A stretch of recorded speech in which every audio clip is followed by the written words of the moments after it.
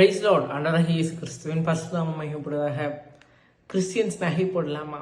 இந்த கேள்வியை கடந்த நாளில் ஒரு சகோதரியிடம் கேட்டேன். அவர் சொன்ன பதில் மிகவும் ஆச்சரியமாக இருந்தது. நாம் நகை அணியும் போது, ஃபார் எக்ஸாம்பிள் 5-6 லட்சம் ரூபாய்க்கு நாம் நகை வாங்கி அணிகிறோம். அப்பொழுது நாம் அதை குறித்து பெருமை பாராட்டுகிறோம். அதை குறித்து நாம் மேன்மை பாராட்டுகிறோம். நான் இப்படி வாங்கினேன், இவ்வளோ காசு கொடுத்து வாங்கினேன். அப்பொழுது நாம் தேவனுடைய உறவில் நாம் விரிசல் அடைகிறோம். நாம் ரதங்களை குறித்தோ குதிரைகளை குறித்து நாம் மேன்மை பாராட்ட அழைக்கப்படவில்லை. கிறிஸ்துவை குறித்து நாம் மேன்மை பாராட்ட அழைக்கப்பட்டு இருக்கிறோம் என்பதை ஒரு தெய்வ பிள்ளை மறந்துவிடக்கூடாது. நாம் அப்பொழுது நமக்கு அஞ்சா தெரியும், பெருமையினால் தான் நரகம் உண்டாயது. லூசிபர் பெருமையினால் தான் நரகத்துக்கு தள்ளப்பட்டான்.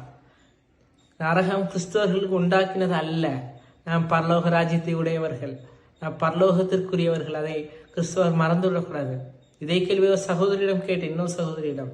அவர்கள் சொன்ன காரியம் வேதத்திலிருந்து வெளிப்படுத்தின சுவிசேஷத்திலே பரலோக ராஜ்யத்தை குறித்து சொல்லப்பட்டிருக்கிறது. பரலோக ராஜ்யம் தங்கத்தினால் ஆன தரை என்று சொல்லப்பட்டிருக்கிறது. அப்பொழுது நாம் காலால் மிதிக்கக்கூடிய சாணம் தரை. தரையில் இருக்க தங்கத்தை நாம் எப்படி கழுத்திலும் காதிலும் அணைவோம் என்று அவர்கள் கேட்டது எனக்கு உடைத்தது. அன்பான சகோதரனை, நாம் எதை குறித்து மேன்மை பாராட்டுகிறோம்? நாம் அழைக்கப்பட்டது கிறிஸ்துவின் சுவிசேஷத்தை குறித்து சொல்ல. நாம் அழைக்கப்பட்டது அவரை மேன்மை பாராட்ட. ரதங்களை குறித்தும் குதிரை குறித்தும் அல்ல. அவர் சுவிசேஷத்தை தேசமெங்குமே பறைசாற்றுங்கள். நகை குறித்து அல்ல. செல்லுகிற இடம் எல்லாம் கிறிஸ்துவை நாம் பறைசாற்ற வேண்டும். தேங்க்யூ. God bless you.